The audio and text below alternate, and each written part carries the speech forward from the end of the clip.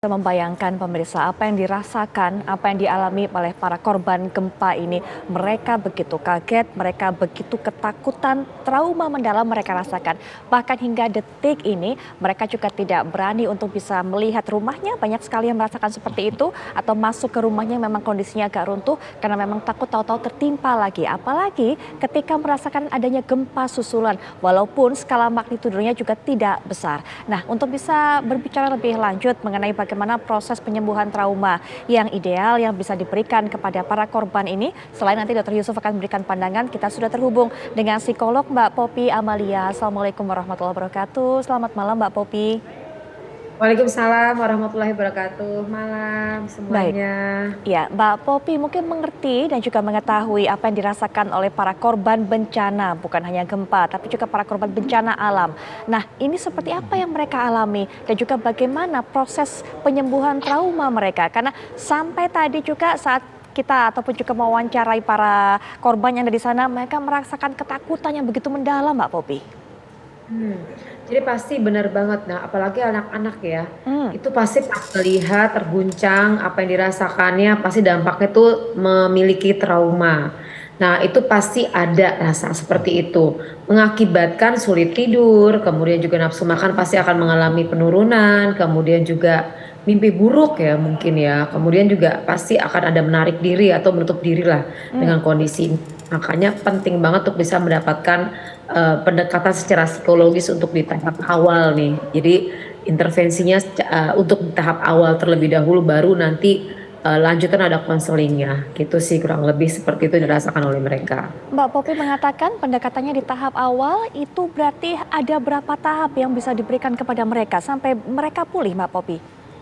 Nah, ini tahapan awal ini yang penting adalah membuat anak-anak ini tenang terlebih dahulu itu. Membuat tenang itu juga karena pasti kan trauma, nangis dan lain-lain. Kemudian juga sebaiknya kalau misalnya ada akses media juga tutup akses media dulu supaya dia bisa lebih konsentrasi dan Hmm, lebih tenang.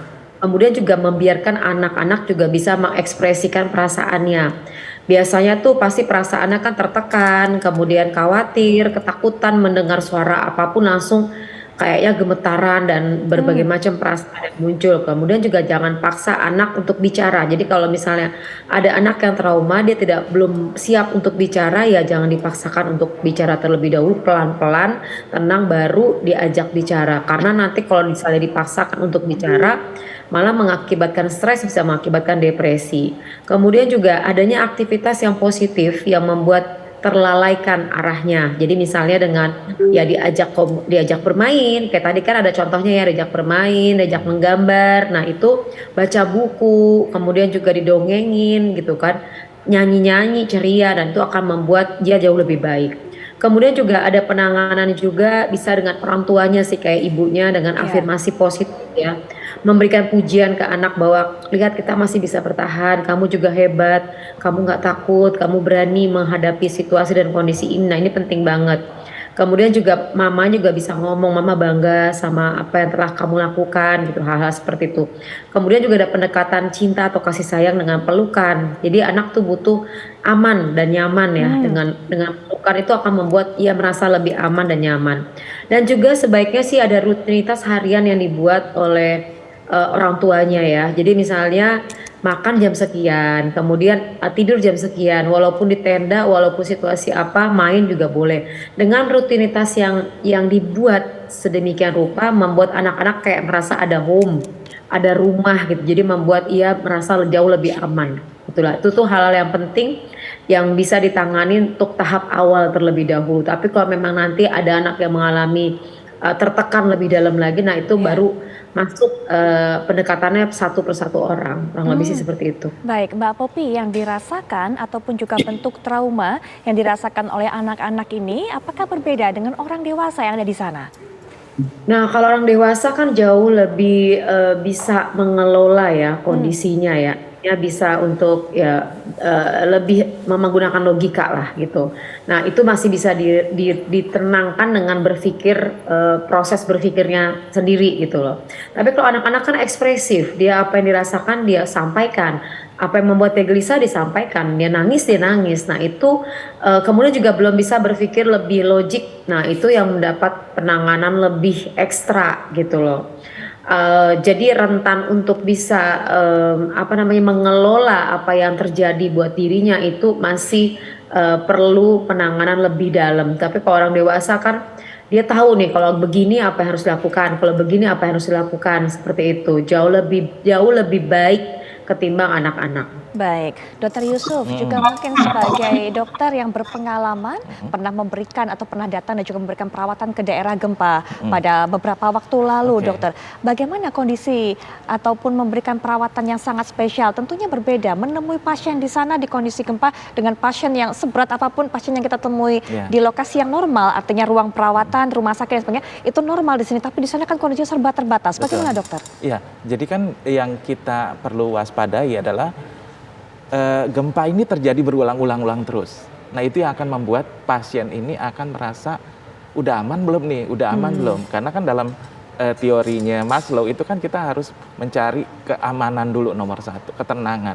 Nah itu yang kita harus jaga. Jadi memang saat sekarang ini semua relawan bergerak untuk menstabilkan dari seluruh pasien dan seluruh orang yang ada supaya tenang. Dan merasa comfort, sangat tenang, nyaman dalam jadi kebutuhan makan cukup, keamanan terjaga, dan ketika mereka memerlukan obat, mereka siap kita bantu.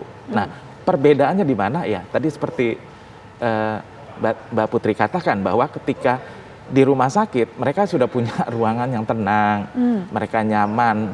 Nah, ketika di lapangan ini kita memang perlu waktu khusus mendekati mereka, dan kita juga harus menyiapkan ruangan khusus untuk mereka agar mereka mendapat nomor satu ketenangan jiwa bahwa mereka cukup aman dan semua relawan bersedia mendampingi mereka dalam keadaan sekarang ini. Baik. Itu yang nomor satu menurut saya. Dokter juga mungkin mengirimkan tim untuk bisa menjadi relawan di sana, membantu para korban di sana? Jadi kebetulan saya membantu koordinasiin. Pertama kita punya grup Kill COVID dari Bandung, mereka nomor satu berangkat. Kemudian kita besok ada tim dari Untar, Tarumanegara yang sudah berangkat juga. Dan hari ini ada dari UKI dan juga dari Poltekkes Jakarta 1 yang mereka sudah berangkat dan mendampingi bagi teman-teman yang terdampak dari gempa ini. Dan mereka itu berganti-gantian. Dan menurut saya relawan ini alhamdulillah sangat cukup dan mereka sangat responsif. Saling bahu-membahu dari semua lapisan yang ada. Dari semua lapisan. Betul. Apakah juga kemudian memberikan kabar kepada dokter bagaimana kondisi di sana, apa yang dibutuhkan oleh mereka, terutama dalam segi medis ya? Begitu? Ya, pertama kalau soal makanan, saya harap nanti seluruh yang mau menyumbang, makanan berkecukupan.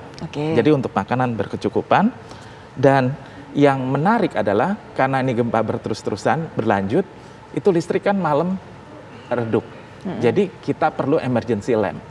Kita perlu juga kalau misalkan ada yang bisa bantu genset supaya anak-anak bisa tenang, tidur tenang karena ada cahaya kan. Ya, kemudian juga kalau mereka mau ke toilet, mereka bisa tenang karena ada cahaya yang mencukupi. Kemudian karena ini stresnya cukup tinggi, maka perlu sekali obat darah tinggi.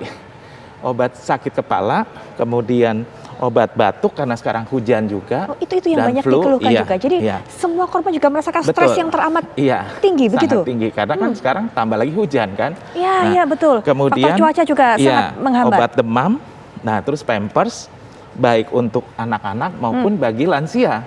Karena kan banyak lansia yang belum dievakuasi, otomatis kalau mereka mau bergerak juga, mereka juga rada takut ya. Jadi Pampers hanya bukan untuk anak-anak. Terus makanan bayi dan makanan kaleng kalau ada. Kemudian minyak kayu putih dan pembalut untuk para wanita. Nah ini yang sangat perlu karena kalau selimut dan pakaian sudah berkecukupan. Mereka saling membantu dan berdasarkan tren mereka sudah cukup.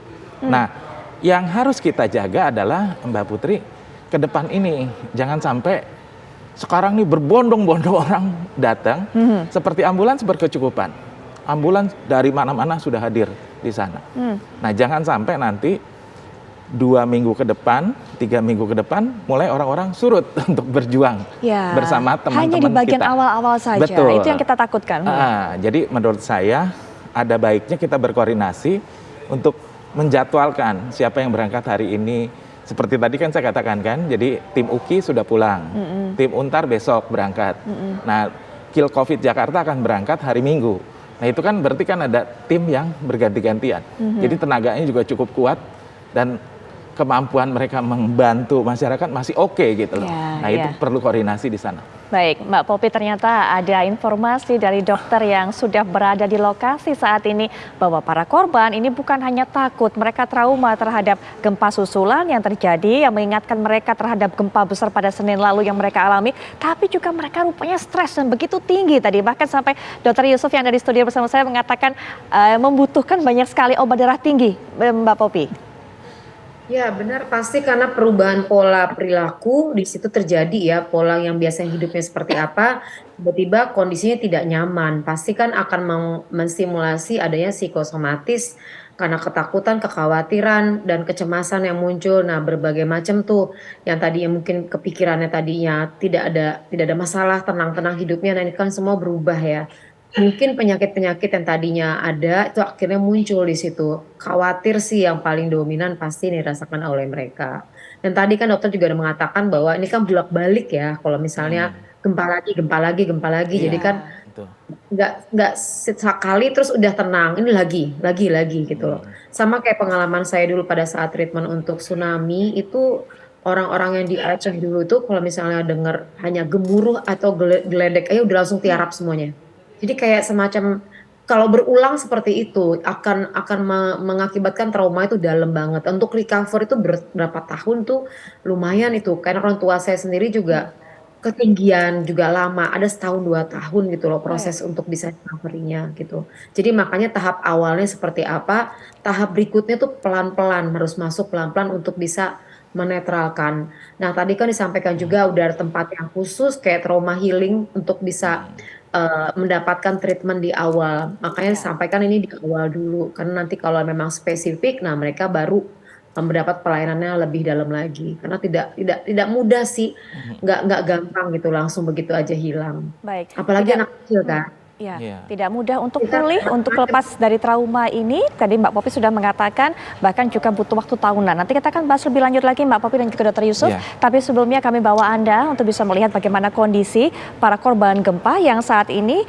ada di pengungsian Rawatasari. Rekan kami Denny Hendra akan mengabarkan untuk Anda. Silakan Denny Hendra. Ya, selamat malam. Terima kasih rekan Putri. Sampai saat ini saya masih berada di Taman Rawatasari, Joglo, Cianjur, Jawa Barat, di mana saat ini para pengungsi di lapangan Rawatasari, Joglo, Cianjur ini baru saja menyaksikan layar lebar yang disediakan oleh pihak TNI untuk menonton salah satu acara sepak bola yang disiarkan melalui TV layar lebar. Selain itu, sebelum ada layar lebar ini, sempat terjadi diguyur hujan, di mana lokasi ini dan tenda-tenda juga mengalami banjir. Dan banjir tersebut juga langsung memasuki tenda-tenda para pengungsi. Para pengungsi sendiri yang tidak beralaskan dipan atau velbet, mereka terpaksa mengangkat karpet atau tikar mereka untuk menjauh dari banjir tersebut. Namun hingga saat ini kondisi lapangan atau para pengungsi sendiri terjadi cukup becek dan sangat licin. Dan saat ini juga masih terlihat para pengungsi berada di dalam tenda tersebut, Putri. Lalu Denny Hendra, kami masih dapatkan informasi bahwa tidak semua pengungsi ini mendapatkan alas tidur ataupun juga kasur ataupun juga alas tempat mereka sehingga mereka bisa lebih nyaman saat berada di dalam tenda. Apakah juga kondisinya masih seperti itu hingga saat ini? Masih banyak orang yang belum mendapatkan selimut dan juga alas tidur? Ya, betul sekali rekan Putri.